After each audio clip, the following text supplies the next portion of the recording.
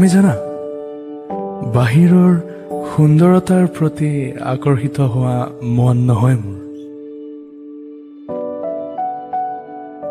তেন্তে কিহৰ প্ৰতি আকৰ্ষণ? তোমাৰ মিচিকীয়া হাঁহিৰ প্ৰতি, নে তোমাৰ শান্ত চকুযোৰৰ প্ৰতি,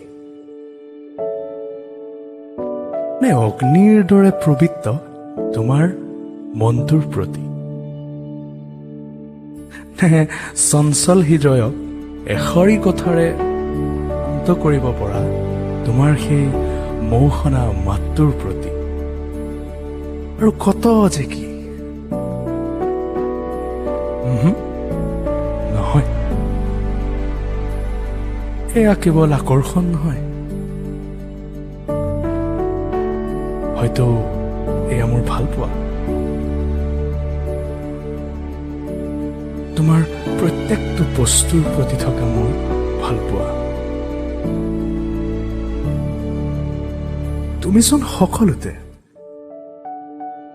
চম্পা, কহুৱা বনবোৰত, আকাশৰ নীলাখিনিত, আনকি গছৰ সেউজীয়াখিনিতো, সকলোতে তুমিয়েচোন। গতিকে এয়া কেৱল আকৰ্ষণ জানো? হয়তো এয়াই মোৰ তোমাৰ প্ৰতি থকা অপৰিসীম ভাল পোৱা, মোৰ নিস্বাৰ্থ ভাল পোৱা। সকলোকে আচৰিত কৰিব পৰা তোমাৰ এই ব্যক্তিত্ব, মোৰ এই অস্থিৰ মনটোক শান্ত কৰিবলৈ এখোজ আগুৱাই আহিবানে তুমি, মোৰ ৰাধাজনী হৈ?